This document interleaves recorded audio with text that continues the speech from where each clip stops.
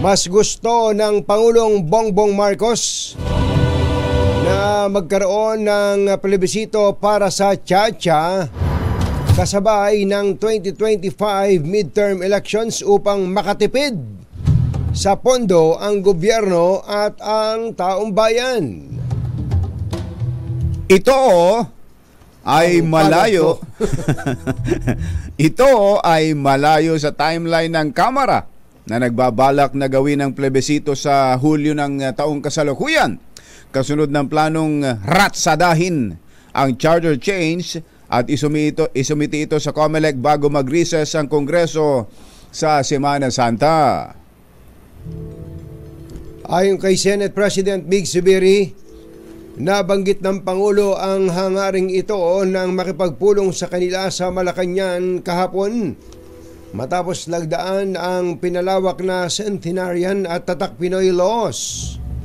Nagpahayag naman ang kahandaan ng COMELEC na pagsabayin ang plebisito sa midterm elections na bagamat walang dagdag na gastos, ay hihingi naman ng mas mataas na allowance para sa mga guro. Isyu ng bayan, katotohanan, 2x2. Maitim ang balak, magtago ka na. 2x2, si Jerry at si Anthony.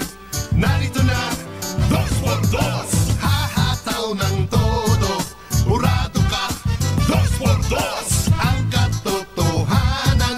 Dala nila, 2x2, walang sinasamba pali. Maniwala ka, 2x2, hataw ng gusto, tol. Umasa ka, 2x2, 2x2.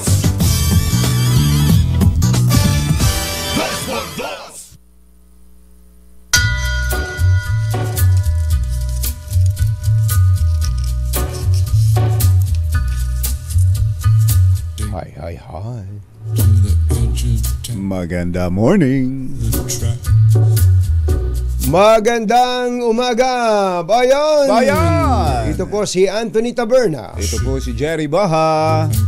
Muli pong sumasa inyo ang 2x2 ngayong araw na ito ng Friday! Yuhuu! Kumusta po kayo mga textmates, mga text partners? Narinig niyo po ba ang mensahe ni dating Pangulong Rodrigo Duterte? Hindi natin na subaybayan kahapon yun, pero nung linggo pa yun eh. Linggo. Oh. Ang bait pala ng dating Pangulo kay BBM ngayon. Ganun ba? Nag-iba yung tono. Mm-hmm. Ba't nag-iba yung tono? Ano ba ang meron ba tayong meron ba tayong video noon? Video? May video ba tayo niyan? Sige nga. Yung ano bang speech. Ano ba ang binanggit? Oo. Bagamat do sa charter change, pinanindiganan ng dating Pangulo na pwede naman talaga. Pwede naman. Pabor siya na baguhin ang saligang batas pero hindi daw ngayon. Hindi raw sa ilalim ng administrasyong Marcos. Ayun. Ba't kaya? Ba't naman ayaw nyo? Pag panahon nila, pwede. Kaya nga, ang tanong, kailan? Kailan ba? Sa lahat ng tumutol sa charter change, ganyan din ang binabanggit dati. Gusto nila ng charter change. Okay sa kanila. Pero hindi ngayon. Kung hindi ngayon. Kailan? Ang panahon na para sa iyo. Ayun, may kanta pala dyan. Huwag maiinig dahil niya mundo. Yun na lang. Ito po yung sinabi ng dating Pangulong Rodrigo Duterte sa talumpati niya dyan sa prayer rally sa Cebu City. Marami bang dumalo ron?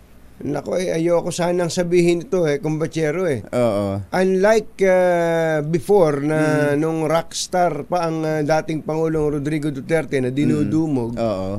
Ngayon? Nung pinakita yung, meron kasi kung nakitang picture na kuha mula sa malayo. Kakaunti lang, kumbatsero. Baka naman hindi pa nagsisimula yan nung Matatapos na. nung kuna ng Matatapos na. baka naman tapos na nung kuna ng video na yan. Yeah, baka Dahil meron din ako Yeah. napanood sa sa isang video sa Facebook yata yun o sa TikTok na sinasabi sa mga bashers diyan na sinasabing nilangaw ang tapos pinapakita yung maraming tao. Syempre kapag sa baba mo kinunan ng ganyan, yung sa harap na ganoon, marami nga yun. Pero pag kinunan mo talaga sa taas yun, malayo kasi yung picture kasi na nakita ko medyo malayo manipis. Kumbaga sa buhok manipis. Kasi pag ang in-expect mo 50,000, pag nagsabi kang inaasahan ng 50,000, medyo marami yun. Marami yun, kumbatsero. Kaya ako, kumbatsero, sa totoo lang kung nakikinig sa atin ang mga organizers ng mga ganitong pagtitipon, kukuha lang kayo ng maliit na venue pag di kayo sigurado sa tao. Kasi parang yan ang magpayo nga kayo. Ang konting tingnan kapag kahit marami na, pero pag masyadong malaki yung venue, parang konti pa din, kumbatsero. Ganun nga ang magiging epekto nun. Yan ang tip namin sa inyo. Tip sa karera. Asan ang video ni Wala pa. former President Digong? Wala pa, partner? Wala. Hinahanap pa po, mga kaibigan. Kanina lang po yan, dito yon. Nanakawan na naman tayo. Naiwan na naman bukas ang pinto. Ito, kumbatsero, ang sinabi ng dating Pangulong Rodrigo Duterte, mga magulang at mga mahal na taga-subaybay. Narito po.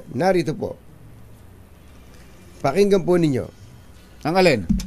Narito po. Ito po.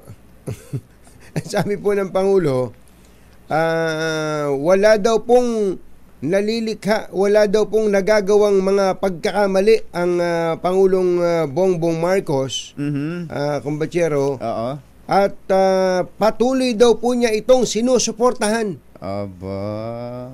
Bago nga yan Bagong baka naman hindi naman si dating Pangulong Rodrigo Duterte yung nagsasalita. Siya nagsalita. Siguro may ebidensya ba dyan? Meron bang video yan? May actual audio ba yan? Kasi sa boses pa lang niya, alam na natin na siya yun. Yung video mismo, kumbatsero Hinahanap natin. Ito kumbatsero. To be exact, ito po yung binanggit ng Pangulo. Suportahan ko yung Chacha. Ayan. Diba? Sabi sa inyo? At I'm comfortable supporting the President. Ako'y panatag na suportahan ang Pangulo. Wala pa naman ako nakitan talagang big error, big mistake. Wala pa. Referring to President BBM. Bait. Bait. So, hindi big mistake yung drugs? Maybe sa baba, pero sa kanya, wala ako nabalitaan. Sa baba. Ibig sabihin, yung mga ibang opisyal. So, I continue to support him. Kaya, patuloy akong sumusuporta sa kanya. Ayan. Tungkol naman sa Chacha, kumbatsero, ang sabi niya, okay ako sa Chacha. Ayan. Sabi sa inyo As long as it is not intended to benefit the incumbent. Kung ito daw ay hindi ang kasalukuyang mga namumuno ang makikinabang. Ayun, yun ang binabanggit ni Pangulong Rodrigo Duterte. Kaya nga sabi ko, at least walang bardagulan dito mula sa dating Pangulong Rodrigo Duterte. Kaya pala may mga nagme-message sa akin nanibago daw sila sa mga narinig na pahayag doon. Kaya sino kaya naglabas ng mga masasamang salita do sa pagtitipon na yon ng ano tawag doon? Prayer rally. May pangalan sila mismo kumbatsero. Maisug. Ayan, Maisug. Sino kaya? Dahil may statement ang DILG Secretary. Doon kaya yun na may mga nagsalitang hindi dapat? Ang nagsalita doon ay nakaupo na local government chief executive. Kaya pala. Kaya po pala, mga magulang at mga mahal na taga-subaybay, Ang nagsalita doon, diretso yun natin, si Baste. Si Baste na naman ang nagsasalita ng kung ano-ano doon. Ganun pala. Si Baste ay mayor. Mayor ng Davao. Ito may statement si Secretary Benhur Abalos at ganito po ang kanyang sinabi. Narito po. Ang sinabi ni Secretary Benhur Abalos tungkol po sa nangyaring pagtitipon na yan. Hindi. Kala ko, babasahin mo. Sa message. Some of the remarks ang ilang mga pahayag made na ginawa by ng local officials. Ng mga lokal na opisyal. Ito nga pala, mga lokal na opisyal. Mga lokal na ibig opisyal sabihin pala. Nasa ilalim nga ng DILG. Tuloy ang basa. Sige. At the hakbang ng Maisog Prayer Rally last night. Hakbang ng Maisog Prayer Rally. Last night. Prayer Rally pa naman, were quite disturbing. Ay nakapag-aalala. And inappropriate. At hindi angkop. As public officers. Bilang mga opisyal ng gobyerno. Kami should always make sure ay dapat na tiyakin that we conduct ourselves na gumagawa kami in accordance with the dignity of our office. Ayon sa dignidad ng aming tungkulin. Kami should set an example. Ay dapat magpakita ng ehemplo to our constituents sa aming mga nasasakupan. As we dahil kami represent our community ay kumakatawan sa aming mga pamayanan. Most especially the youth who are watching. Lalo na ang mga kabataan na nanonood. Kami puro pagong should avoid using vulgar and abusive language. Ay dapat na umiwas sa paggamit ng mga bulgar at mapang-abusong salita.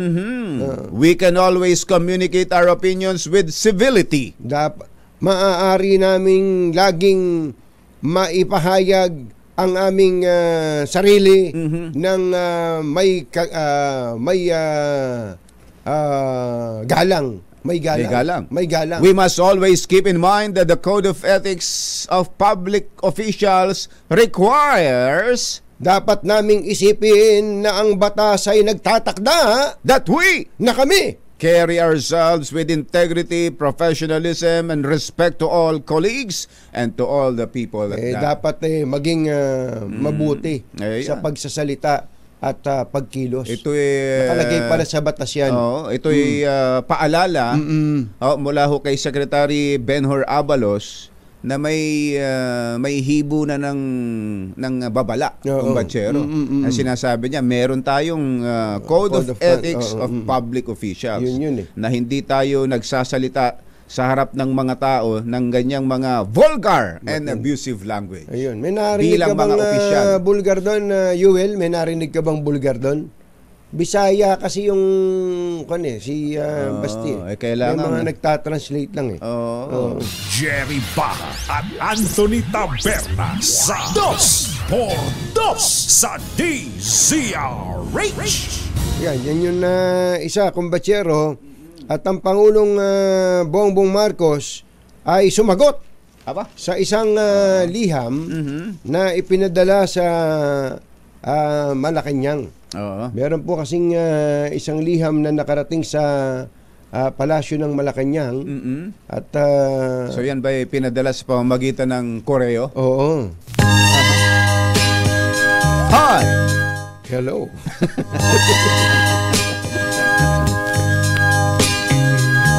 Sana po ay datnan kayo ng liham na ito na nasa mabuting kalagayan. Walang anumang iniinda sa katawan, walang ubo, walang sipon. Yun pala simula ng sulat. At kung ako naman ang inyong tatanungin. Kumusta po kayo, mahal na Pangulo? Sana po ay nasa mabuti kayong kalagayan. Yan, sabi sa inyo. Sabi sa inyo. Walang ubo. Walang sipon, walang naglat, walang sinat. Yun nga pala.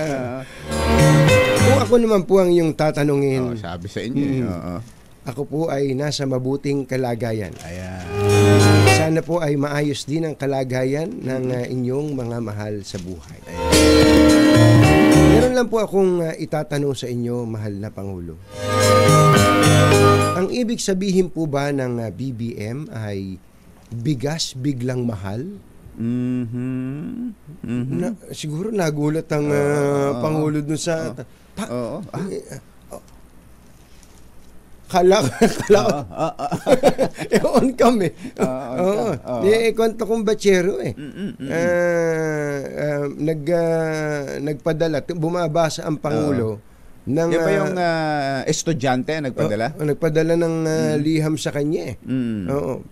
Ang BBM po ba ay...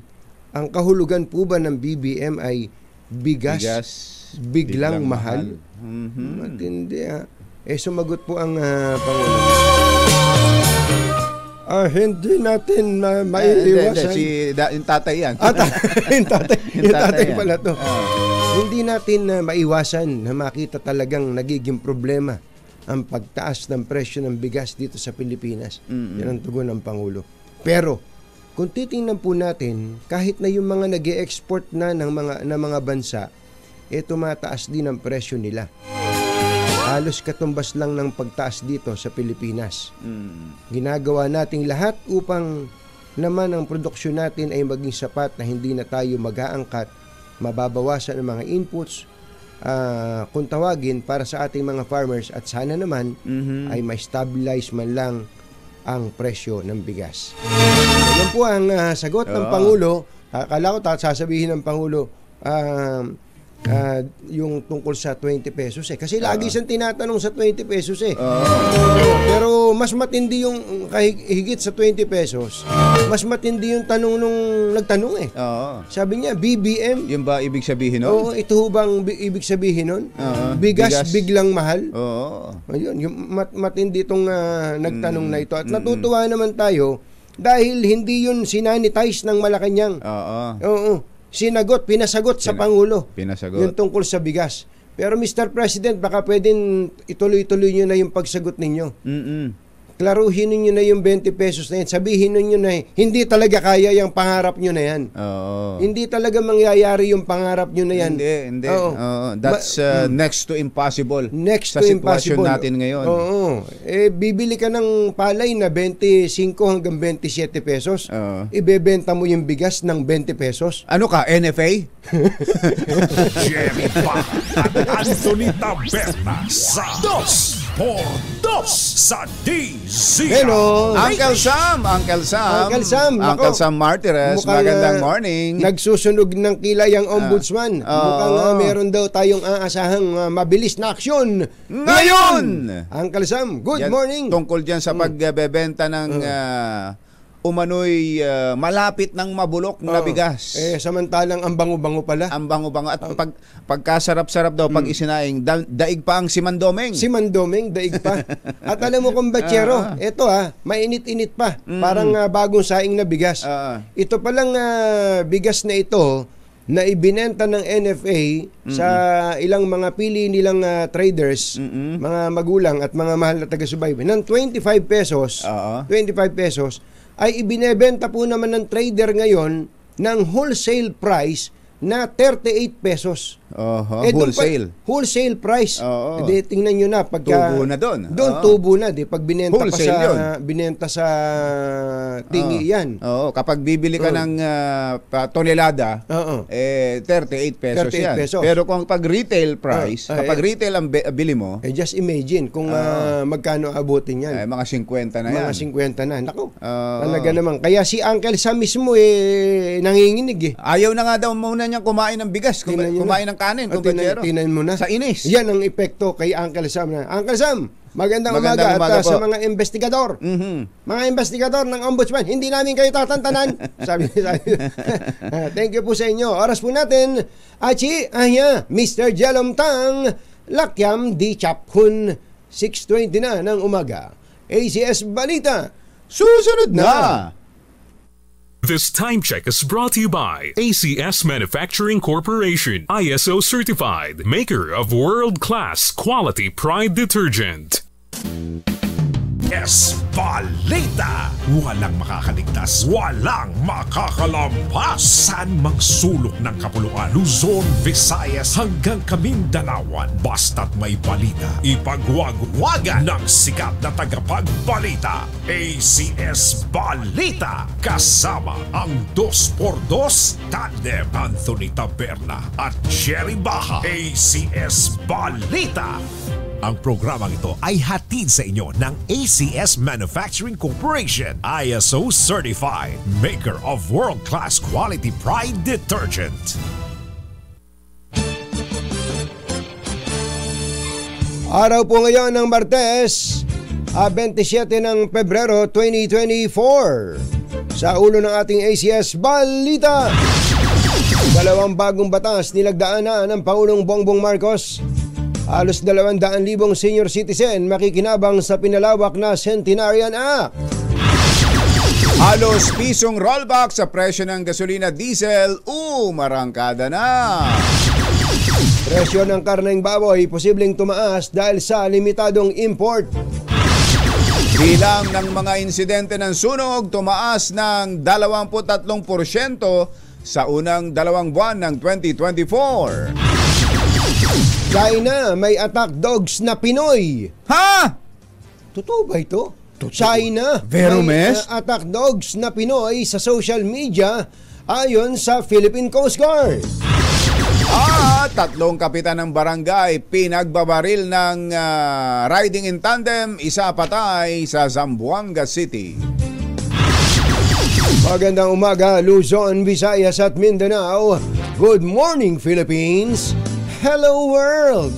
Kami po ang inyong mga tagapagbalita. Ito po si Jerry Baha. Ito po naman si Anthony Taberna. At ito ang ACS Balita. ACS Good News. Sa ating good news, pirmado na po ng Pangulong Bongbong Marcos ang Expanded Centenarian Act at Tatak Pinoy Act na nagbibigay benepisyo sa senior citizens at magsusulong sa mga lokal na produkto. Ginawa ang ceremonial signing ng amendments ng Republic Act 11981 at Republic Act 11982 sa Malacanang na sinaksihan ni na Speaker Martin Romualdez at Senator Amy Marcos kahit hindi sila nagtitinginan. Ayun o, tinan mo yung picture o. Si Speaker tapos si Manang. Magtinginan kayo. Layo ng Expanded Centenarian Act na bigyan ng tig 10,000 piso ang maaabot sa edad 80. 85, 90 at 95 habang mananatili sa 100,000 piso ang cash gift sa 100 taong gulang. Ayon kay Pangulong Marcos, papayabungin naman ng Tatak Pinoy Act ang mga lokal na industriya at mga trabaho. Hindi lang anya dapat branding ang itinataguyod kundi pati na rin ang pagpapalakas sa pamumuhunan sa mga produktong Pilipino. Tatak Pinoy is more than a branding exercise. It is about incubating and incentivizing great products that deserve to carry the Made in the Philippines trademark. It's not about simply slapping labels on goods and services, but showing their provenance proudly that they are Gawang Pinoy. It is about creating products and services of the highest quality, because Tatak Pinoy is also about excellence. Ang tinig ng Pangulong Bongbong Marcos. Umarangkada na ang tapyas presyo sa mga produktong petrolyo. Sa magkakahiwalay na kalatas, sinabi ng mga kumpanya ng langis na 70 sentimos kada litro ang rollback sa gasolina, 95 sentimos naman sa diesel at 1 jes sa kerosene o gaas. Hanggang nitong Pebrero 20 ay mahigit 6 na piso na ang year-to-date increase sa kada litro ng gasolina, 5.40 naman o 5 pesos and 40 centavos sa diesel at 1.50 sa gaas. Alas 6:28 na ng umaga, naimbaga-bigat kada kayo amin na po, agrin kayon, gising na. Pinangangambahang sumipa ang presyo ng karneng baboy sa lokal na merkado. Sa liham kay Agriculture Secretary Francisco Tiu Laurel Jr., nagpahayag po ng agam-agam ang Meat Importers and Traders Association o MITA sa quota para sa Minimum Access Volume o MAV ngayong taon. Ayon sa grupo, magreresulta ng sirit presyo ang limitadong import sa ilalim ng mababang taripa at mawawalan din ng access ang MSME sa murang imported stocks. Kinwestiyon din ng grupo ang desisyon ng DA na limitahan sa 40% ang pork MAV o yung minimum access volume ang share ng meat traders habang 60% ang mapupunta sa processors. So, itong mga importer, ang gusto nila, angkat ng angkat. Syempre. Angkat ng angkat. Ano ko? Sira? Sabi naman ng Ayaw mga... ako sa import? sabi naman ng Diyan ako nakikinabang? ng mga local producers, Kawawa naman kami. Ang bira naman kayo, nagpapakahirap kami dito Tapos angkat kayo ng angkat. Lagi kaming amoy baboy, kaalaga ng baboy. Tapos buti nga ganun, hindi yan baboy. Lagi kang amoy taing baboy hindi na amoy baboy. Mario Josep, tapos itong pa-shop-shop lang sa opisina nila, darating na ako takot-takot na baboy mula sa ibang bansa. Tapos ang titirahin tayo ng maaring sumipa ang presyo ng karne ng baboy. Sipain ko nga yan. Talaga. Ay, nako. Palakasin natin ang local production. Yun! Pero yun ang pasya ng DA, di ba? Yan, sabi ng ilimitahan DA. ang importation. Oo. Ayos ka, Secretary. Sino ba Secretary ngayon? Si Secretary Montemayor na. Secretary Leonardo Montemayor. Bagong-bago. Bagong-bago Secretary Kiko Laurel Jr., maganda morning. Mabuhay ka. Mabuhay ka. At salamat at naninindigan kang ganyan. Yan. Para sa ating mga magsasaka, sa ating mga local producers. Yan. Sa ibang balita, inamin ng Bureau of Fire Protection na tumaas ng halos 23% ang mga naitalang sunog sa loob lang ng isang buwan ngayong taon kumpara noong 2023. Ayon kay Colonel Annalie Atienza, spokesperson ng BFP, umabot sa halos 3,000 sunog ang naitala mula January 1 hanggang February 24 kumpara sa 2,180 fire incidents na naitala sa katulad na panahon nung nakaraang taon. Karamihan ay sanhi ng sigarilyo at faulty electrical wiring. Ayun. Yun pala. So halos 2 buwan ito. Ang itinaas ay 23%. Kaya ingat. Ito na nga yung napapansin natin itong mga nakakaraan, di ba, kumbatsero? Nagkakasunod-sunod ng sunog, may mga namamatay. Yun lang namatay yung 3 magkakapatid na seniors first alarm lang. First alarm lang. 40 minutes lang yan. Sunog. Ay nako, 6:32 ng umaga. Mayong aga mga pinalangga, bugtaw na kamo, gising na. Ibinunyag ng Philippine Coast Guard na gumagamit ng attack dogs ang China sa social media. Ayon kay Philippine Coast Guard spokesperson Commodore J. Tariela, laganap ngayon ang mga pro-China trolls at Pinoy influencer. Pinoy, mga Pilipino. Ituro mo nga sa amin yan, Admiral? Admiral, turo mo, Commodore. Commodore, turo mo nga sa amin yan. Sino ba yan? Sa social media, responsable daw po ito sa pagkakalat ng mga maling impormasyon. Nako, mga fake news. Laban sa Pilipinas. Ay, abay, may pagka-traitor pala yung mga yan. Laban yan ang mga traitor na tinatawag. Sa harap ng ginagawa nitong pambubuli o ng China sa West Philippine Sea. Buti sana kung totoong mga impormasyon ay binibigay niya. Kahit ba ang paniniwala niya ay tama yung ginagawa ng China. Pero kung wastong impormasyon. Tamang impormasyon na ibigay. Tayo sa wastong impormasyon. Kung Pilipino ka, tapos magpapalaganap ka ng maling report, maling impormasyon, kasinungalingan, laban sa sarili mong bansa, ewan ko kung ano tawag doon. Ay, nako. Ewan ko kung ano tawag doon. Asam ba yan? Sabihin nyo na. Commodore J. Tariela, wag nyo nang i-blind item to. Tukuyin nyo po kung meron po kayong nakikitang ganun, mga influencer na sabi nyo ginagamit na attack dogs ng China, tukuyin nyo na para baka kasi tinatangkilik pa ng marami nating kababayan. Baka nga. Kaya nga ang tawag sa kanila influencer. Pagka ganun, baka ang ginagawa niya magpapakita muna ng puwet. Kay Kending-Kending. Tsaka magsasalita ng si laban sa Pilipinas. Ivan lang dito, pinapanood yan eh. Si Ivan? Oo. Nagpapakita ba yan? Hindi, pinapanood niya yung Siya ay nanonood. Di ba? Oo. Ganon ang ginagawa ng iba eh. Ng ganon, ano? Oo. Padadamahin muna.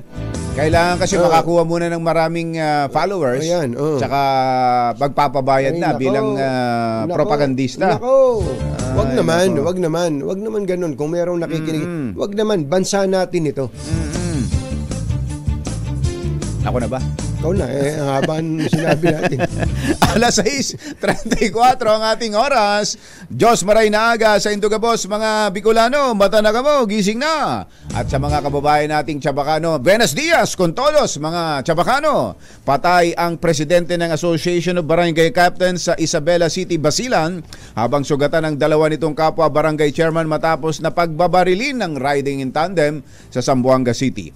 Ayon kay Police Colonel Alexander Lorenzo, Zamboanga City Police Director, agad pumanaw sa tama ng bala si Franklin Galos Tan, chairman ng Barangay Seaside, Isabela City, ng pagbabarili ng dalawang suspect sa Puerto del Ciudad Hotel noong linggo ng gabi.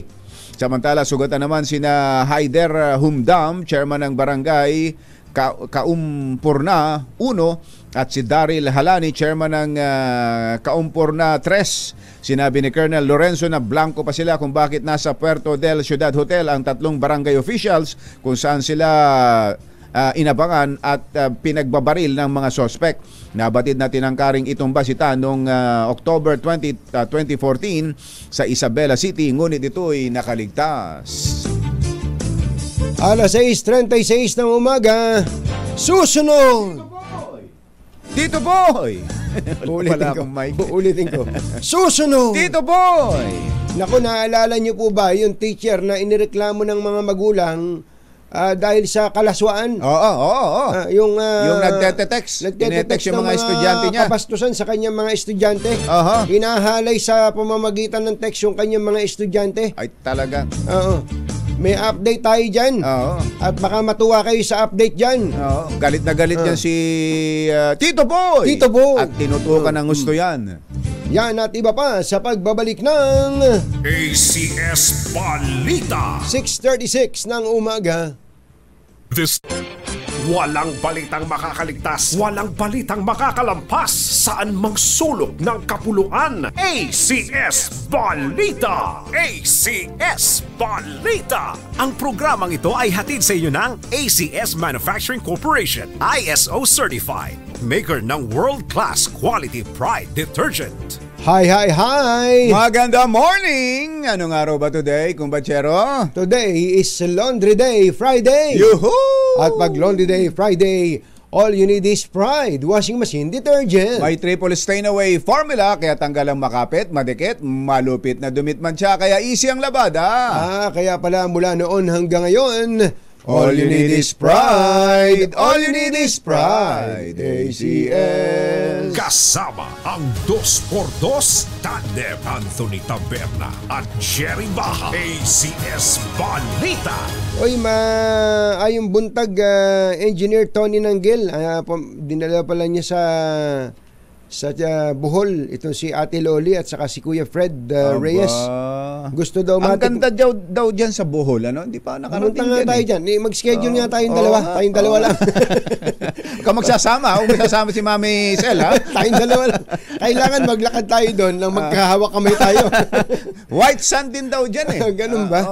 Ito si... Sino pa governor? Si Governor Arthur Yap ng Bohol. Hindi na ba siya? Hindi na. Tinan mo nga naman, natapos ang pagiging gobernador ni Governor Art Yap, hindi tayo nakapunta. Di bali kong bachero at ako bahala sa'yo. Sige. Ako bahala sa'yo. Gusto raw matikman ni na Ate Loli at Kuya Fred na galing pa ng New York ang masarap na chocolate sa Bohol, kaya ililibot daw niya sa Chocolate Hills. Ay, ayos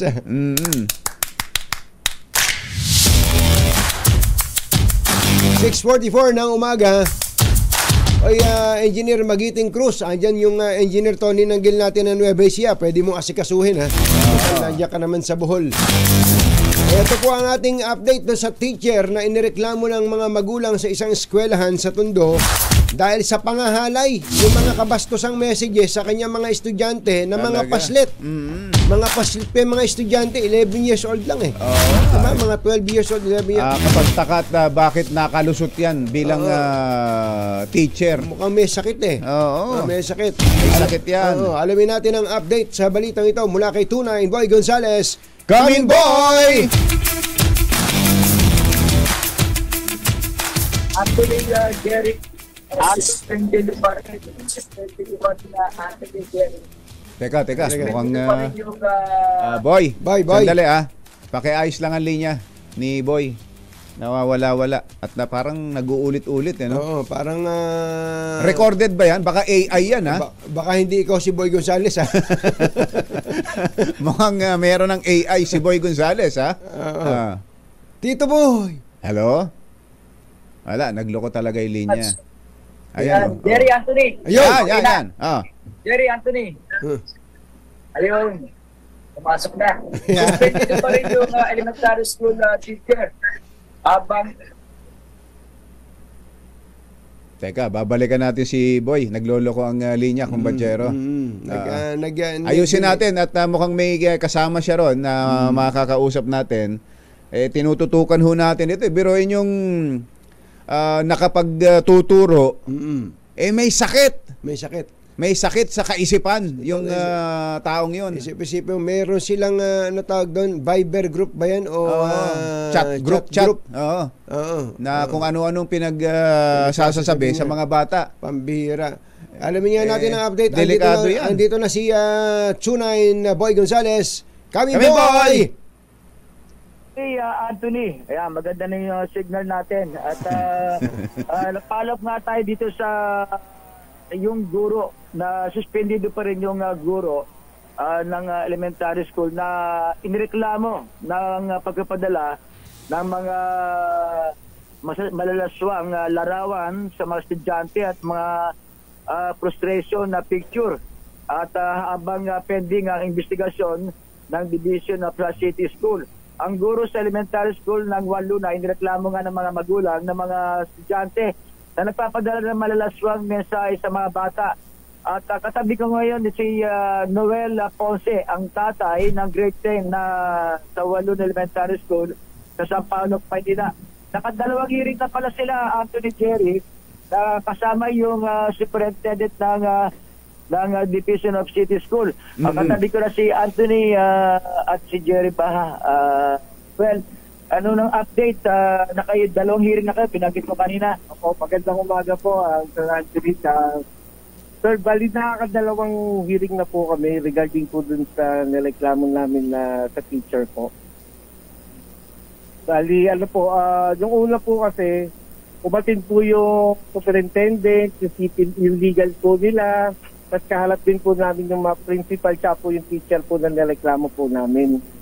Tapos po, yung sumunod naman po, yung pinaka sa guidance po nila, inassess po kami kung may schedule po kung kailan po ba dapat daw po sa ilalim po yung anak ko sa parang psych test po kung okay daw po ba yung anak ko, mga ganun po. Oo, kung walang naging epekto do sa bata, ano. Saan nyo ginagawa yung hearing at dumadalo ba doon yung teacher? Sa Juan Luna Elementary School po. Sa school mismo. Yung teacher Opo. ay andun din kaharap nyo. Yung hearing po nandun po. Pero nung pangalawa po, wala po yung teacher. Ano hong isinasagot ng teacher kapag do sa hearing? Ano mga Kaliwanag niya. Ba't niya ginagawa yon? Una po, nakatahimik lang po siya. Tapos, yung tumagal po, inamin niya naman po yung mga sinabi niya, sinend niya. Inamin niya po lahat yun na nagawa niya raw po yun kasi dito lang daw po yung isip niya. Naguguluhan daw po siya. Ganun po. Oo. So tuloy-tuloy pa yung hearing. Hindi ba humingi ng dispensa sa inyo si teacher? At kung sakali patatawarin niyo ba? Humingi po siya ng dispensa kaso yung ginawa niya po trauma po sa anak ko, parang hindi ko po kaya siyang bigyan ng pagkakataon po eh. So gusto niyo, ano pong gusto niyo? Tanggalin na siya sa pagka-teacher? Ganun po, Tatay Mark? Kung ano po yung magiging magiging resulta po nung ginagawa naming hearing, okay naman po sa akin kung ano po yung magiging hassle po para sa kanya. Okay lang sa inyo na makabalik pa sa pagtuturo dyan, yung teacher na yon? Ayun, maaari po sana, wag naman po sana kasi marami pa pong mga bata po to na gagalunin niya eh. Kahit ilipat lang po siya ng eskwela, may bata pa rin po siyang maano. Talaga? Yung anak nyo lang ho ba ang naapektuhan ng gusto? Dahil sa mga una nating report, sa group chat ay nagbibigay siya ng mga, nagte-text, nagsesend siya ng mga malalaswang salita. Opo. Bali yung anak ko lang po talaga yung talagang kami lang po yung naalo po na magreklamo kasi yung mga iba po medyo naalo po silang humalap po sa na magreklamo po regarding po dun sa nangyari sa group chat po eh. So hanggang ngayon ay suspendido yung teacher? Opo, suspendido po. Wala pang... po, nung unang araw po na hindi rin po kami, kinabukasan po, nirelieve na po nila yung teacher agad. Mabilis naman pala yung aksyon nung eskwelahan dyan, ano? Superintendent po ng Division of City School po. Ay, salamat naman. Hindi ko binabanggit kung kailan matatapos yung buong proseso na yan? Ay, wala pa po silang sinasabi kung kailan po yung patatapos po yung pinaka-hearing po. Matagal din, ano? Kailan ba ito nangyari ho? Kailan kayo nagsimulang magreklamo? Last month po eh. Hindi ko lang po January. January pa. Mabuti na. At least, klaro kung kayo tatanungin, ayaw nyo nang bumalik sa pagtuturo. Diyan man o sa ibang eskwelahan. Diyan man o sa ibang eskwelahan ito si teacher. Si teacher Ube, malapit lang din diyan nakatira? Hindi po, ang pagkakaalam ko po sa Tondo po siya nakatira eh. Sa Tondo. Mga teacher din magulang. Yung mga nanay niya po, teacher din po sa... lahi pala ng teacher, ano? Sa school, opo. May problema yun, ano? Okay, yung pong anak niyo, kumusta? Okay naman po siya ngayon. Okay po siya. Opo, yung sugat wala na rin po. Lahat po okay na po yung anak ko. Okay naman. Ayos. Okay. Kuyang Mark Ponce, salamat sa iyo. Thank you. Opo, maraming salamat din po sa tulong niyo. Kanado din po. Sir Jerry po, maraming salamat po. Actionan po agad yung reklamo namin. Opo. Yes, sir. Ayan, andyan si Boy kasi. Si Boy ang tumututok mo dyan. Ayos yan. Salamat din po, Sir Boy. At isa pa yung isa sa mga kaya na bullying yung mga sugat ng bata sa mga ilas-las sa pinakapulso. Sa pulso. Yun nila na-discover na marami mga bata na nagdalas-las ng mga magtulis na bagay sa kanilang puso. Kaya napahala kayo. Kasi bali ang nagpapasa po namin po sa group chat na sinasabi po ng teacher na solusyon po sa problema pagpakamatay. Talaga naman. Grabe yun. Grabe yan talaga. Anong pangalan ulit? Yung teacher po, yung teacher po kasi may previous na po na nag-attempt na rin po mag-suicide. Yes. Ayun, kaya nga. Ano nga uli pangalan ng teacher? Sir JJ Camara po. JJ Camara. Opo. Okay, Tito Boy, thank you. Kuya Mark, maraming salamat. Maraming salamat din po. Salamat Mark Ponce dito sa Sampaloc, Maynila. Para sa kauna-una sa Pilipinas, Isaris, ito si Boy Dosales, tuloy-tuloy sa pagbabalita, tuloy-tuloy sa service, sama-sama tayo Pilipino. Ayun, kailangan din ng tulong nun. Oo. He needs help. Totoo yun. Professional help. Professional help yung teacher na kasi yun. may sakit talaga siya. Klarong-klaro may sakit yung taong iyon. At tama naman si Tatay Mark Noel Ponce na actually delikado eh. Pag nagturo sa iba, baka ganun uli gawin. Baka ganun din eh. Kaya kailangan... pagalingin muna. Oo. Pagalingin muna. Tulungan muna. Tulungan muna. Ganyan kami dito. Ayan si Tito Boy. That's si Tito Boy. Oo, hindi basta ni-report lang. Inaalam kung ano nangyari. Yan. Kung anong follow-up. Yun. Nagatid sa kabuuan ng ating ACS Balita, ito po si Anthony Taberna. Ito po si Jerry Baha.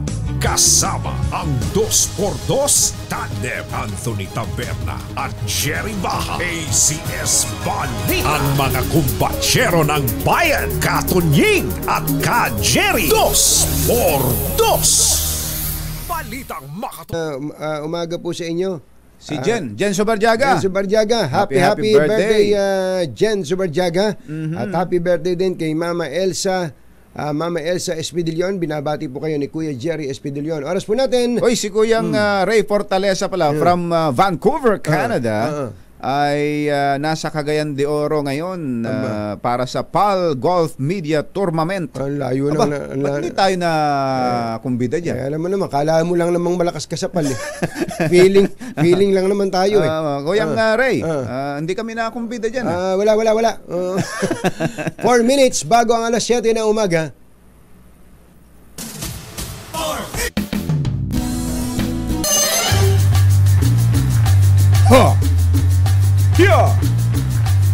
Oy, si Arlene Mastura ay nandyan daw sa Marawi at sila daw ay nakatutok doon. Ay, thank you, Assalamu alaikum waramo talahi wabarakota.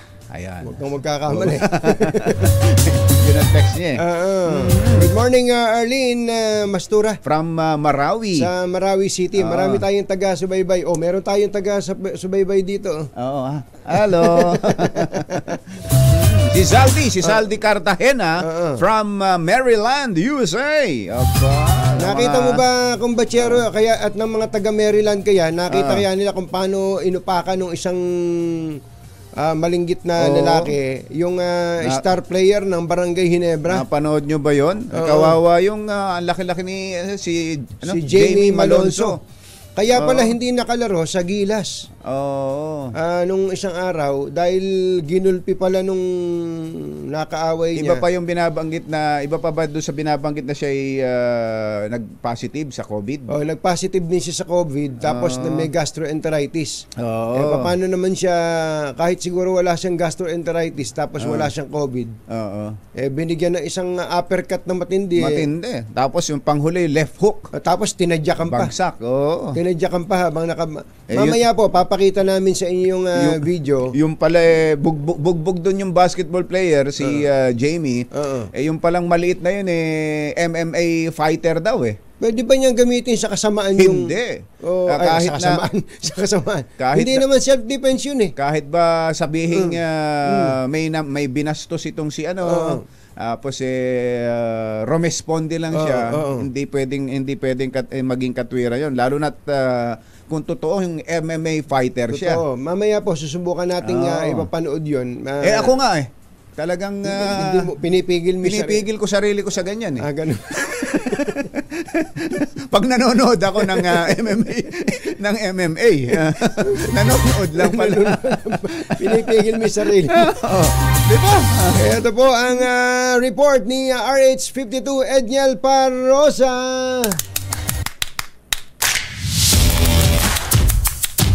Ano kaya ang say ng mga tsuper natin dyan sa rollback? May rollback kasi. Magkano yung rollback ang batsero? Yung binasa mo kanina. Wala pang piso. Walang 90 sa diesel. Basta walang piso. 95 sa diesel, 70 sa gasolina. Ayan, at 1.10 sa kerosene.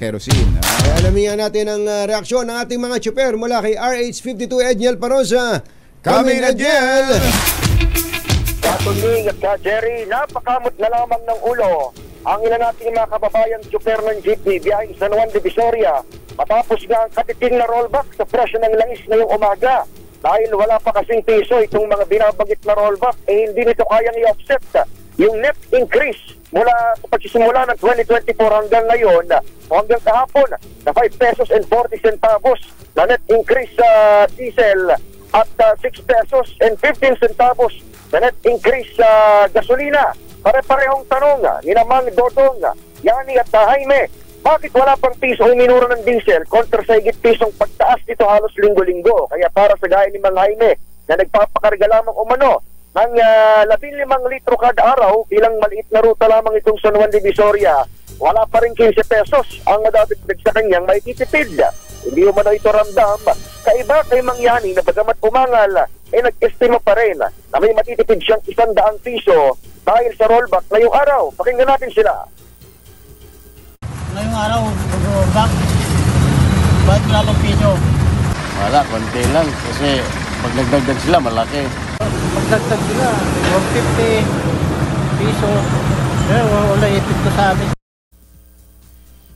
Nagpapakarga itong mga tsuper dito sa panulukan ng Endomingo at Paterno Street. Dulo ito ng ruta mula sa Divisoria, Maynila patungo rito sa may lungsod ng San Juan. Dalawang sangay rito ang unang gasolinahan ng kanilang pinagpapakargahan. Isang Shell na may 61 pesos at 45 centavos per litro ng diesel at 66 pesos at 25 centavos sa kada litro ng gasolina, habang mas mura naman yung Petron.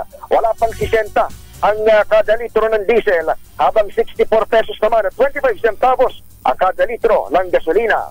Para sa kauna-unahan sa Pilipinas, DZRH, ito si Edniel Parrosa. Tuloy-tuloy sa pagbabalita, tuloy-tuloy sa serbisyo. Sama-sama tayo, Pilipino. Thank you, Edniel. Masamang tao lang ang takot sa dalawang to. Kaya kung maitim ang balak, magtago ka na. Anthony Taberna, Jerry Baja. 2 por 2. 2 por 2.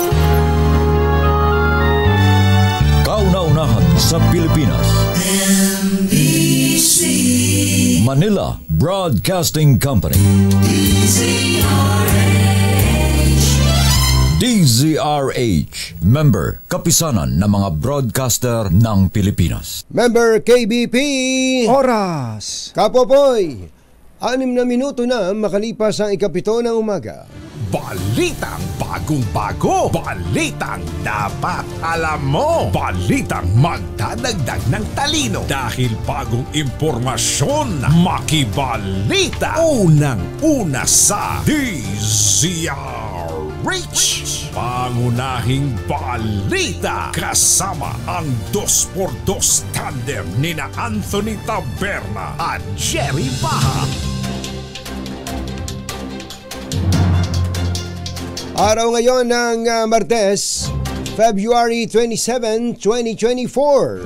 Sa ulo ng ating mga pangunahing balita, kapatid ng political activist dinukot ng 5 armadong kalalakihan sa Batangas.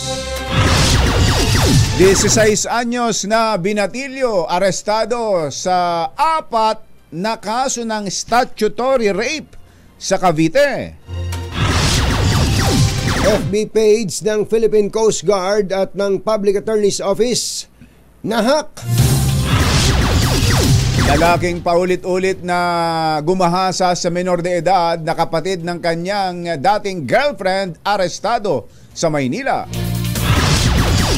Chacha plebiscite gustong isabay ng Pangulong Marcos sa 2025 elections. Dating Pangulong Rodrigo Duterte, suportado ang Chacha ni PBBM, huwag lang gamitin sa term extension. Magandang umaga, Luzon, Visayas at Mindanao. Good morning, Philippines. Hello, world. Kami po ang inyong mga tagapagbalita. Ito po si Jerry Baja. Ito po naman si Anthony Taberna. At ito ang Pangunahing balita. Sa detalye ng ating mga balita, dinukot ng 5 armadong lalaki ang 4 kapatid ng isang political activist sa Santo Tomas, Batangas. Sa inilabas na pahayag ng League of Filipino Students, ang biktima ay si Jose Marie Estilier, kapatid ng dating political prisoner, at ngayon amihan activist na si Jean Estilier. Batay sa kuha ng CCTV, makikitang papalapit na sana si Jose sa kanyang bahay nang bigla itong sunggaban ng isang lalaki na sinundan naman ng 4 na armado pang lalaki. Pinusasan ito bago tuluyang tangayin at isinakay sa isang puting van na walang plaka. May hinala ang pamilya Estilier na kagagawan ito ng mga tauhan ng Philippine Army at ng Santo Tomas PNP sa Batangas. May follow-up report si RH5 Val Gonzales. Kaugnay po ng insidenteng ito, RH5 Val Gonzales. Coming, Val! Jerry at Anthony, hindi pa nakakatanggap ng report ang Philippine National Police sa sinasabing dinukot daw ng aktivista sa Santo Tomas, Batangas. Ayon kay PNP Chief Police General Benjamin Acorda Jr., walang ganitong insidenteng na ipapaabot sa tanggapan ng pulisya. Una nang inihayag ng League of Filipino Students na dinukot daw ng 5 armadong kalalakihan ang isang Jose Marie Estelier na kapatid ng dating political prisoner at ngayon activist na si Jenny Estelier. Ayon sa LSF, may hinalang pamilya, may hinala nga ang pamilya. Estelier, nakagagawa nito ng mga tao ng Philippine Army 22nd Infantry Battalion, 59th Infantry Battalion at Santo Tomas PNP sa Batangas.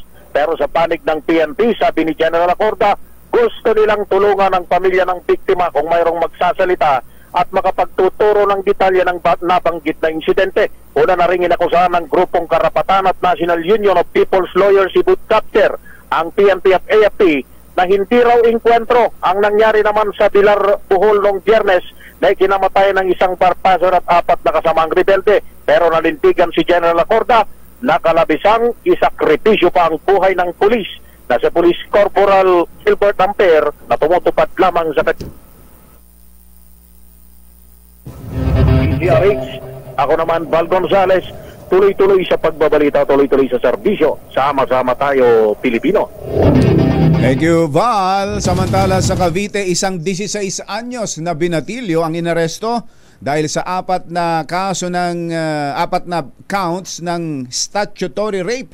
Ito po ay dyan sa General Trias, Cavite. Ginawa ang pagdakip sa minor de edad sa bisa ng arrest warrant na ipinalabas ng Family Court 4th Judicial Region Branch 5. Hindi nagrekomenda ng piyansa ang korte at agad na dinala ang suspect sa City Social Welfare and Development Office.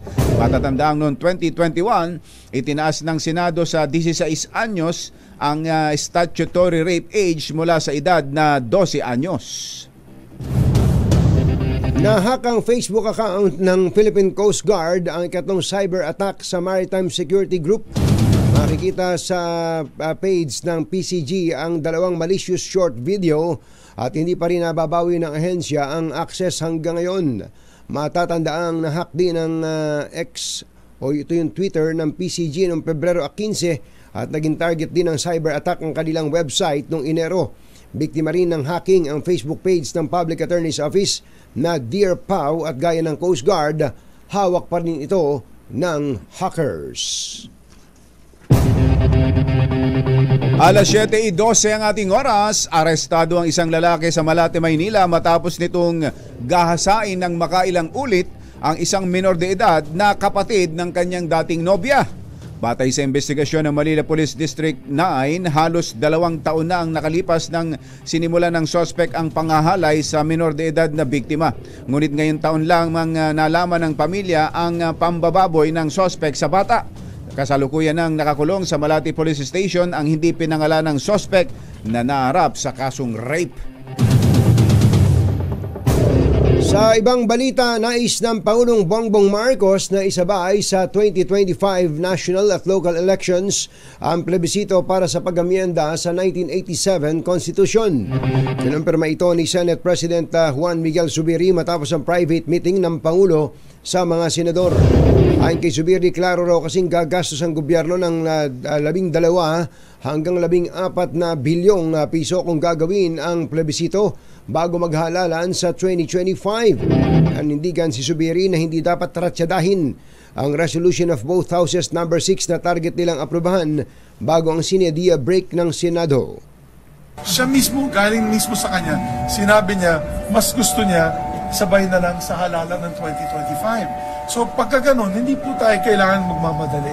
So we can take this up after the break and complete the resolution and approve the resolution before the CNG, at least before the CNG break, yung aming target date. Baka sabihin nila, nangako na naman ako. Target date po natin kasi ang gusto po ng ating Pangulo eventually is to course it through the elections of 2025. Yan po ang tinig ni Senate President Mig Zubiri. Sa isang pambihirang pagkakataon at biglang pag-ihip ng bagong hangin, ay tila lumambot daw si dating Pangulong Rodrigo Duterte kay Pangulong Bongbong Marcos. Sa prayer rally sa Cebu, sinabi ni Duterte na susuportahan niya ang charter change basta hindi makikinabang ang mga incumbent government officials gaya ni Pangulong Bongbong Marcos. Ayon kay Digong, maging masaya na dapat si Pangulong Marcos sa 6 na taon niyang pag-upo sa pwesto at dapat mangako itong hindi na muling kakandidato. Muli rin niyang sinabihan si PBBM na matutulad sa kanyang ama kung magkakaroon ng term extension sa Chacha matapos namang tawaging adik at bangag. Doon sa naunang prayer rally sa Davao, sinabi ni dating Pangulo na wala siyang nakikitang malaking pagkakamali na nagawa ni Marcos Jr. sa ngayon. Komportable na ta sa unom katuig one term. Let us stick to that. You were elected under a constitution for 1 term of 6 years. Be happy with that. Parang kasilbi ka sa imong yutang na tauhan sama sa imong amahan. Ayan, si dating Pangulong Rodrigo Duterte. Susunod, Tito Boy! Isang batikang basketball player ng Barangay Ginebra ginulpe ng mas maliit na nakababag sa isang restaurant. Nakita Sa niyo ano yung daw video. yan eh? Sa BGC. Sa BGC. Matindi. Daming inabot na tama. Ano bang height ni Jamie Malonzo? Mga 6'4" siguro yan. Mga ganun, 6'4" to 6'6". Yung nakababag niya parang mataas lang ng konti sa Rino eh. Pag pinagtabi mo sila, tangkan nitong si Jamie. Ito, ayan o. Binigyan pa na siya. Mukha talagang... Yan yung mga ayan o. Yan yung mga huling pa-eksena niya. Ito naka-headlock eh. Oo. Matindi, tapos mukhang may training talaga ng mixed martial arts. Niya, yun, in-uppercut eh. Ang dami, 4, 5, 6, 7. Wala, hindi nga sumusuntok yung kon eh. Hindi sumusuntok yung Jamie Malonzo eh. Hindi lumalaban pero hinahabol-habol pa nitong isa na to. Ito, nung pagbagsak, ayan. Bumagsak pa. Ayan, tinadyakan. Binigyan na isang, tapos, tinadyakan pa. Ayan, ako. 6'7" pala si Jamie Malonzo. 6'7"? Ang taas pala. Saka kung to, magaling na basketball player. 1 pulgada lang pala taas sa'yo niyan. Tindi nito, kumbachero. Grabe. Pero ito, siya kaya ay magrereklamo dito laban sa ano na yan. Magandang tanong yan. At actually, kumbachero, pag napapanood mo yung mga laban ng Barangay Ginebra, kung to, magaling na player, tapos mabait sa court. Mabait sa court. Mabait na player to sa court. Ito, lumalayo na eh. Sinusundan pa nung nanguumbag eh. Siguro nakainom, nakapagsalita ng hindi maganda. Sabi na siya, hinubad niya. Tapos may S siya. May S. Ano yung S? Yung S. Sasapakin kita. Yan po inabot. Abangan po ninyo mamaya ang update po sa balitang yan. At susunod, Tito Boy ulit. Pastor Apollo Kibuloy nanindigan. Hindi daw siya a-attend sa hearing ni Senator Risa Ontiveros kahit ano mangyari. Ayan na. Yan at iba pa sa pagbabalik ng Pangunahing balita 7:18 ng umaga. Muna at mga bagong balita sa DZRH. Pangunahing balita.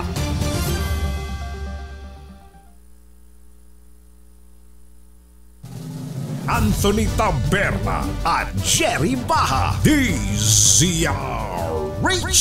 Pangunahing balita. Ang mga kumbatsero ng bayan, Katunying at Ka-Jerry. 2x2. Isyu ng bayan, katotohanan. 2x2. Mga nangunguna at mga bagong balita sa DZRH. Pangunahing balita.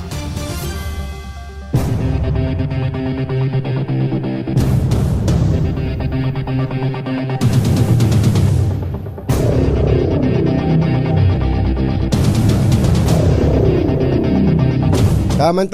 kumbachero.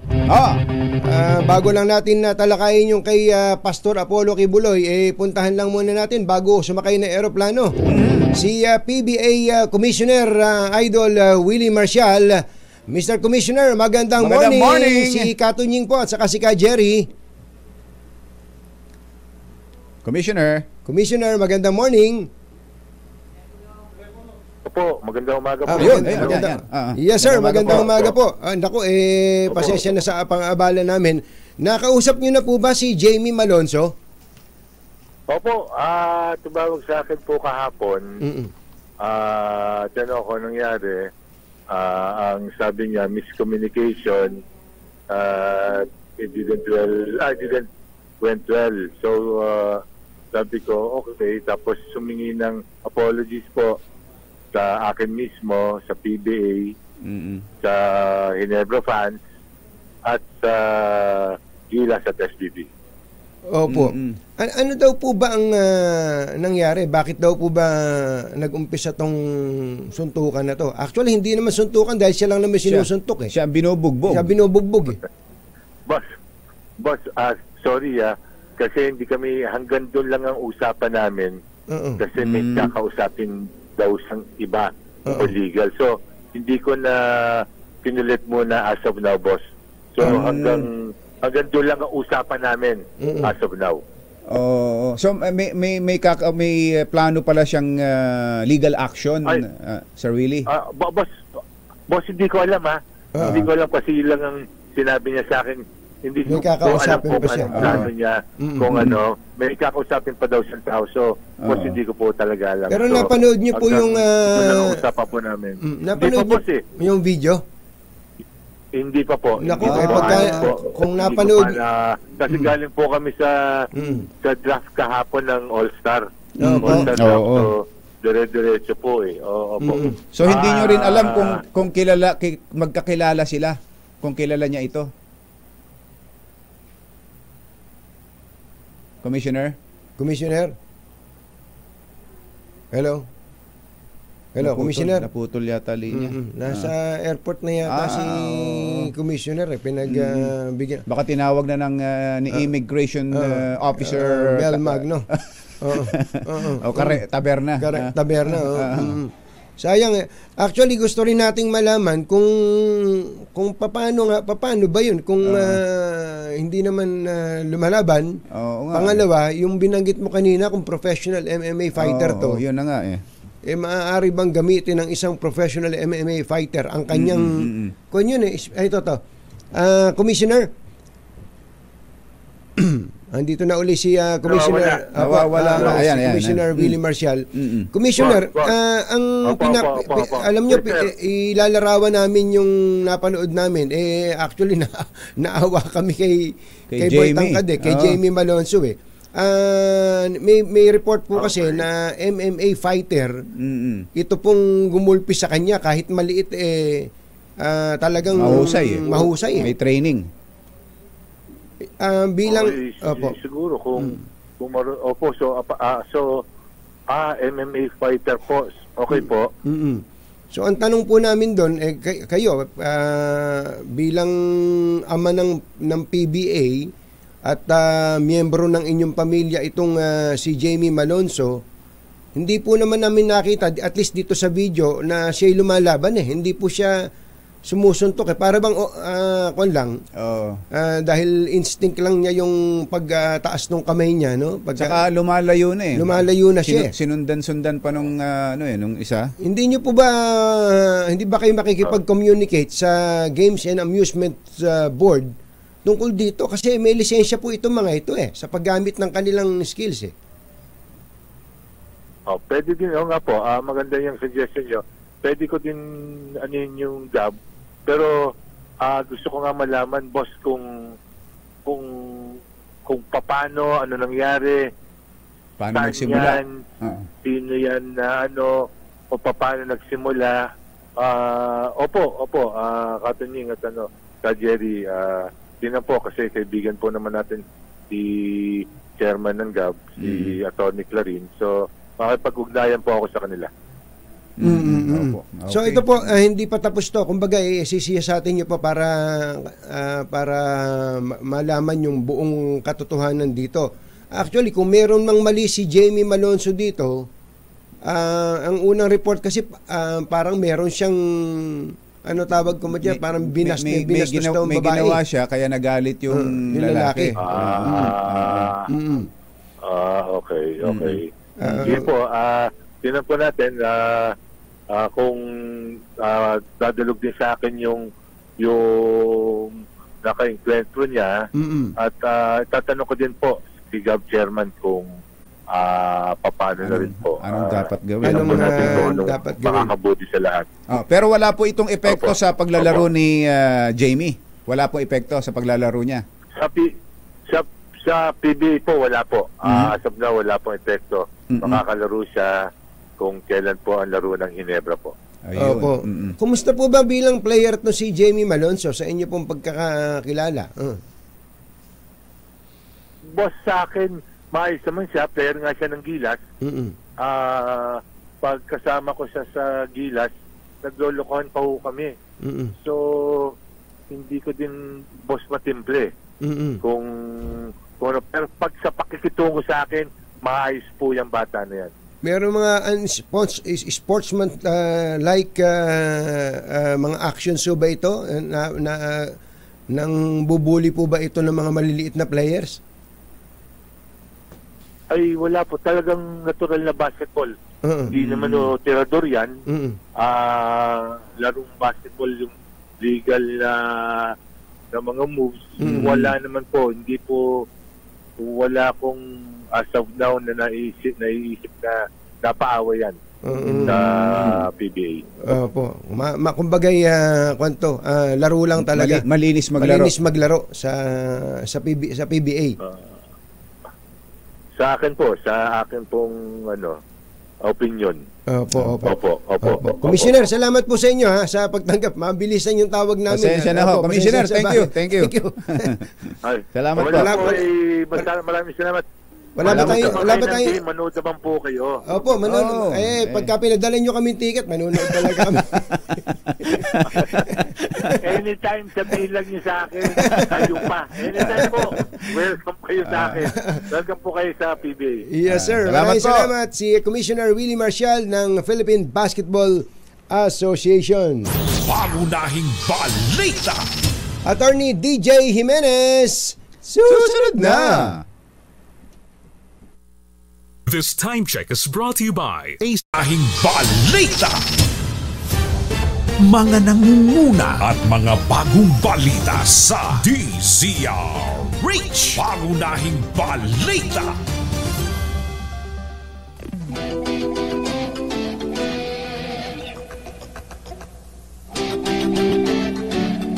Tiniyak po ni Pastor Apollo Kibuloy na hindi siya dadalo sa anyay bogus na pagdinig ng Senado kaugnay ng mga aligasyon ng pang-aabuso laban sa kanya.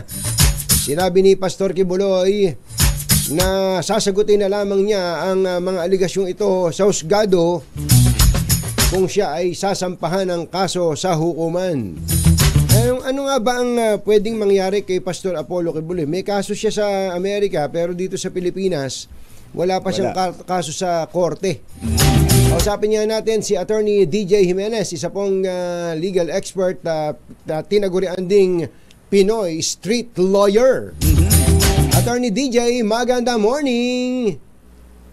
Magandang morning sa inyong dalawa at salamat sa imbitasyon. Opo.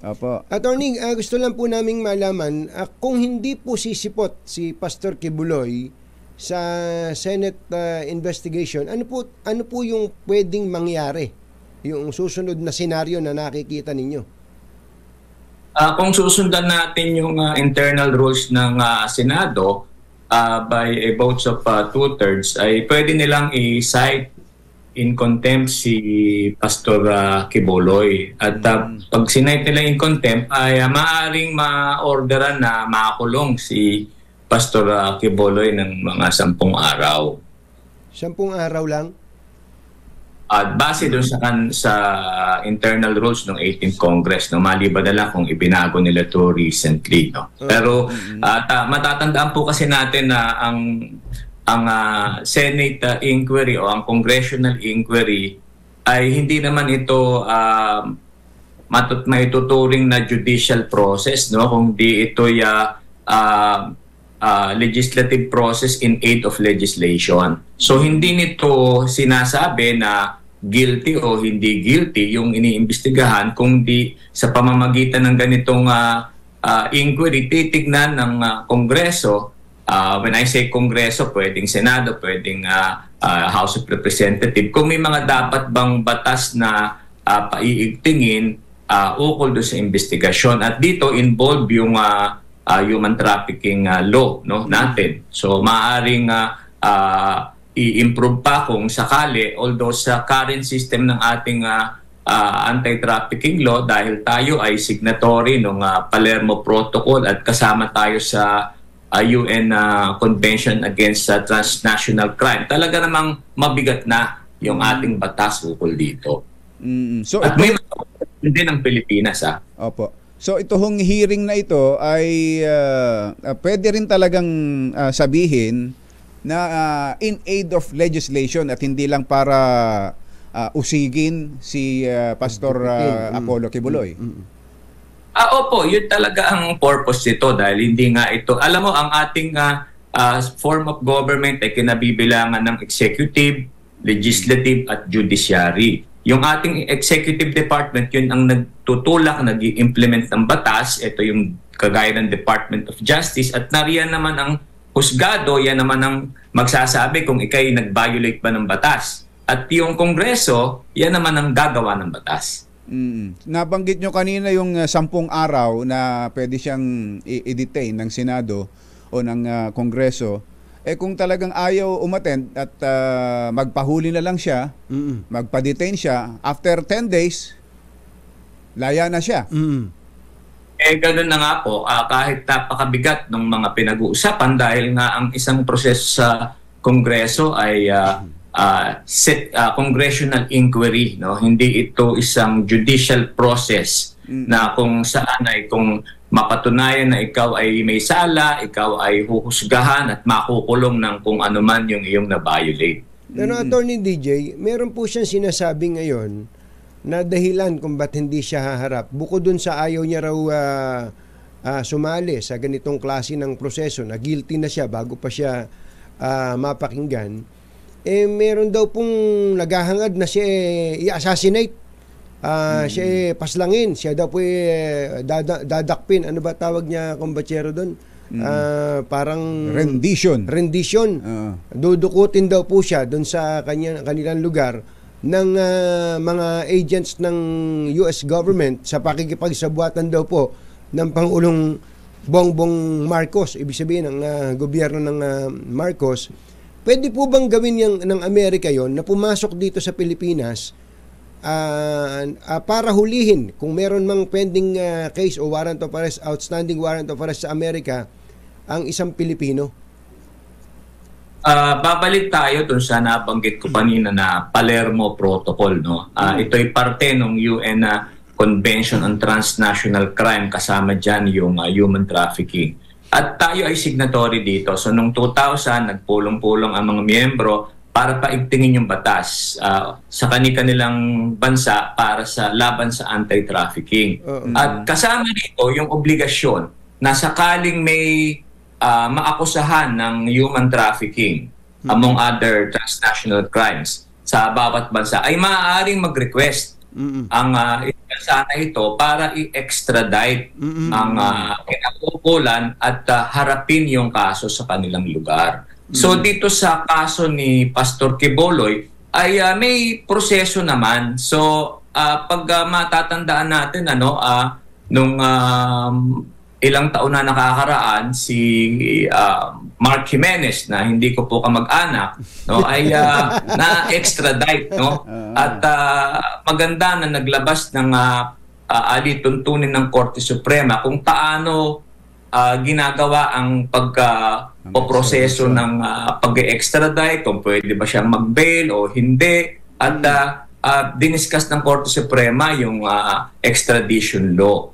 So, yung tinatanong nyo kanina, kung maaari bang gawin ito ng Amerika, maaari, no? Maaari sila magpadala ng note verbal sa through the Philippine Embassy at pupunta sa DOJ, at ang US government represented by the Department of Justice ay magpipetition sa korte kasama itong mga certified copies para humingi ng warrant of arrest at arestuhin yung taong sangkot dito. So dito yung medyo magandang kaabang-abang. Ano ang gagawin ng Marcos administration sakaling magkaroon ng request ang US government? Although hindi pa alam kung nagkaroon na nga ba ng request. Hindi lang natin alam. Pero ang tanong ko po, pwede bang hulihin ng FBI? Sila mismo. Sila mismo, CIA, FBI ang pupunta rito. Ang huhulihin si Pastor Kibuloy dito po sa ating bansa?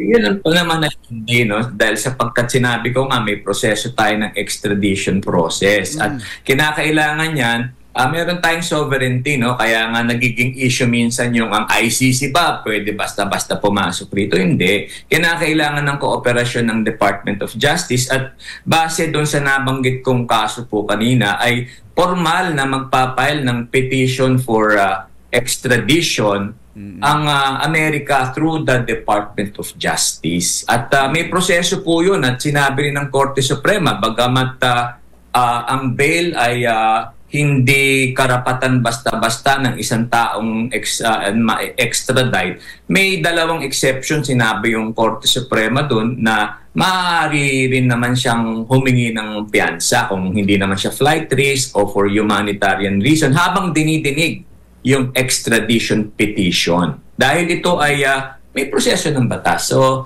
sa akin pong pananaw bilang isang estudyante ng batas, ay hindi naman po maaari na basta-basta na lang gawin ng Amerika na manghimasok sa sovereignty ng ating bansa. Hindi pwede yun, ano? Okay, so kung hindi dadalo si Pastor Kibuloy at ayaw niyang makulong, meron ho ba siyang legal recourse? Meron ba siyang pwedeng gawin para hindi siya mapa-aresto ng Senado? Kailangan i-justify niya kung bakit siya hindi makaka-attend, no? Kung matatandaan natin nung nagkaroon ng congressional hearing doon sa kay Garceliano ba yun, yung issue tungkol sa wiretapping, nagpa-ospital hanggang sa kahuli-hulihan bago sinanction, ano? So kumbaga i-justify lang. Dahil yan ay wala tayong magagawa. Yan ay kasama sa due process natin po eh. Magsasakit-sakitan. Ganon. Mga nagawa na dati yan eh. Luma na yun, attorney. Mga nagamit na yun eh. Nagamit na yung style na yun dati. Opo, yung pong halimbawa po hindi lang kay Pastor Kibuloy, pati sa iba pang humaharap sa Senado, pwede po bang pagka tinatanong ng mga senador ang isang resource person, kasi hindi naman sila akusado doon, di ba? Kung pag tinanong po yung resource person, lahat ng itanong sa kanya, sabihin niyang, I invoke my right against self-incrimination. Pwede po ba niyang invoke yung kanyang constitutional right na yun sa lahat ng tanong ng mga senador dahil sa yun ay kanyang karapatan? Kung ang tanong ay talagang mag-i-incriminate sa kanya, karapatan niya to dahil hindi naman pinipili ng saligang batas kung sino yung hindi pwedeng puwersahin, no? Yung karapatan mo para manahimik kung ikay malalagay sa alanganin ay isang constitutional right. Ito ay nasa Bill of Rights. Yung Bill of Rights, Katunying at Jerry, ay ito ay basic rights ng mamamayan laban sa mga government abuses. Kaya yan ay kahit sino, kay pastor ka, kay ordinaryo kang mamamayan, ay maaari mo yan talagang ma-invoke. Dahil nga, ang congressional hearing lalo na ay ano lang yan, hindi naman lang, no? Kundi yan ay in aid of legislation. So kung mapapatunayan na yung katanungan naman ay kailangan para maging basihan sa pag-i-improve ng batas, kailangan mo sagutin. Maliban na lang kung ito nga ay sa pananaw mo ay makaka-implicate sa'yo sa isang krimen. Halimbawa, katulad po nito, inaakusahan po siya ng sexual abuse. Inaakusahan po siya ng physical abuse. Inaakusahan po siya ng verbal abuse. Yun po yung mga sinasabi ng mga testigo po sa kanya, laban sa kanya, ni Senator Risa Ontiveros. Kung isasagot po ni Pastor Kibuloy, ayokong sagutin yan. Dahil sa husgado ko nasasagutin yan. Hindi po ba siya pwedeng pilitin ng Senado na magsalita doon? At paano kung pag nainis yung mga senador, ikukontempt ka namin dahil sa ayaw mo sumagot? Hindi ba may mga ganong eksena sa Senado? Sa pananaw ko, syempre, kung malinaw na pag siya ay sinagot niya yun ng oo, di syempre, ito ay isang pag-amin. Ano? So, sa aking pananaw, maaari naman niyang tanggihan na sumagot dahil siya nga ay kung ito ay nauukol sa isang abuso, or maaari niyang i-deny siguro at sabihin niya na patunayan na lang ninyo sa korte. At ang kagandahan naman ito ay may kaso naman di umano sa Estados Unidos at may proseso at yun ay eventually kailangan niyang harapin. Okay, maraming salamat po. Ngayon ko lang narinig yung Palermo protocol na yun. Thank you po, attorney, sa dagdag kaalaman naman. Maraming salamat. Thank you. Maraming salamat po, attorney. Attorney DJ. Kamsamida. Thank you, attorney DJ Jimenez, ang ating Pinoy street lawyer. Thank you. Masamang tao lang ang takot sa dalawang to. Kaya kung maitim ang balak, magtago ka na. Anthony Taberna, Jerry Baha. 2 por 2. 2 por 2. Number. Samahang pinatibay na ng panahon. 2 por 2. 2 por 2. Pangunahing balita sa showbiz. Yes! Dito Albert Nagales. Yes! Si General Eli Mata pala ay birthday ngayon. Happy birthday, General Eli Mata. Wala ba tayo dyan, General? Bahala raw sa'yo si Check Tabresya Talay. Marami tayong naipon. Magandang morning din kay Ma'am Sinta Ponce Sevilla. Ang kanya palang apo ay nagbe-birthday ngayon, 8th birthday. Happy birthday. At magandang morning din, kumbachero, kay Colonel Reynaldo de la Cruz. Birthday pala ngayon. Binabati ka ni na Chris at Grace Sansano.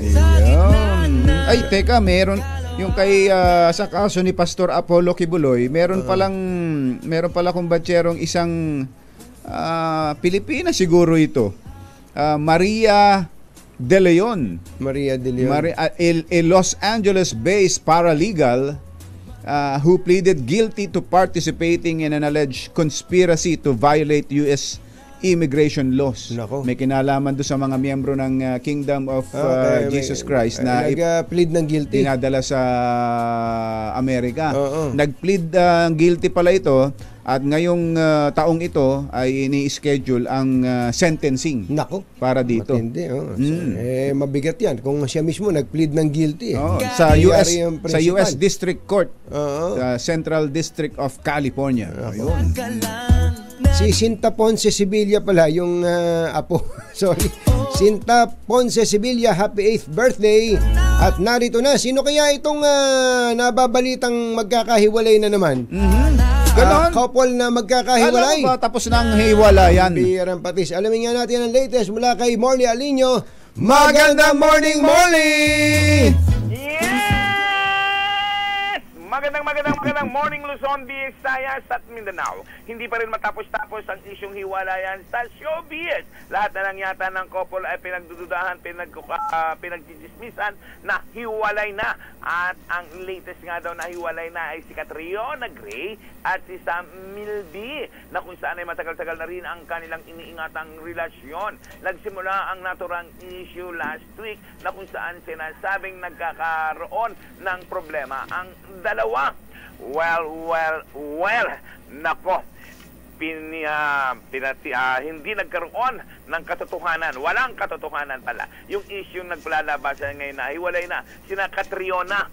Dahil kamakailan ay nagkasama si Catriona at itong si Sam Milby sa party ni Isabel Oli na isa rin sa mga artistang sumikat noon. Pero ang nakakaloka sa super mega kabaliw, kahit sabihin pang nakikita na magkasama itong si Catriona at si Sam, ay hindi pa rin tumitigil ang mga taong may mga makakatingdila at nagsasabing hiwalay nga ang dalawa. Wala pa rin sinasabi si Catriona o si Sam tungkol sa kanilang relasyon. Pero maliwanag na talaga ang issue na hindi hiwalay ang dalawa dahil lagi naman daw itong magkasama. Yan ang ating DZRH Showbiz Status News. Ito po ang inyong RH47. Morley Alinyo, tuloy-tuloy sa pagbabalita, tuloy-tuloy sa serbisyo. Sama-sama tayo, Pilipino. Babu! Babu! Babu! Ay baka kailangan nyo nang magpalit ng bubong ng bahay, ha? Mabuti na lang at may bubong na maasahan. Gawa sa state-of-the-art technology. May aluminum na. May pintura pa. Now available na rin sa pre-painted tiles pan. Para sa eleganteng bubong na matibay na, makulay pa, mag-cherry loom pre-painted ka na. Kumbachero, may mga nagpapanggap pala ngayon. May mga nagpapanggap pala ngayon ng mga manggang Sambales. Oh. Yung bang galing sa ibang probinsya, Masinloc, Sambales. Galing sa ibang probinsya tapos makakatawid ng Sambales tapos magtatlagay ng pwesto doon sa mga gilid.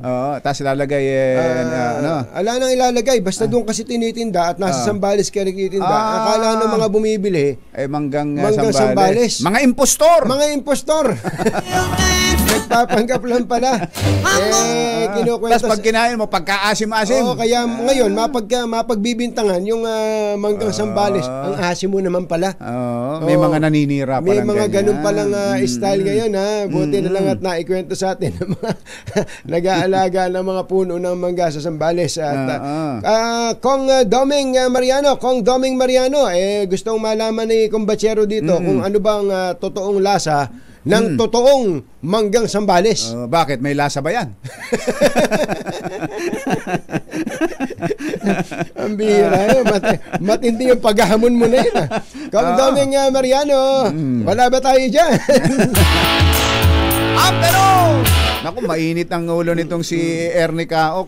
Bakit? Makapili troll ang tawag sa mga yan. Yun daw mga influencer na mga Pilipino. Alam mo kung totoo yan, Kumbachero, nakapanghihilakbot yan. Kasumpa-sumpa ito, Kumbachero. Pero yung mga Pilipino ka, gagawa ka ng mga fake news, pagpapalaganap ka ng mga misinformation na pabor sa China, at laban sa sariling bayan mo. Kasumpa-sumpa yan. Sana hindi totoo yan. Ako naman ang aking pakisuyo sa Coast Guard.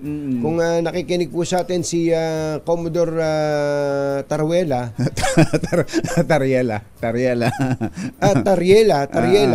Pangalanan nyo na. Kasi baka may mga kababayan tayo, sinusuportahan pa yan. Para yung mga followers niyan, magsilayasan na at i-disown na siya. Mahirap po yan. Isip-isipin nyo, darating ang panahon.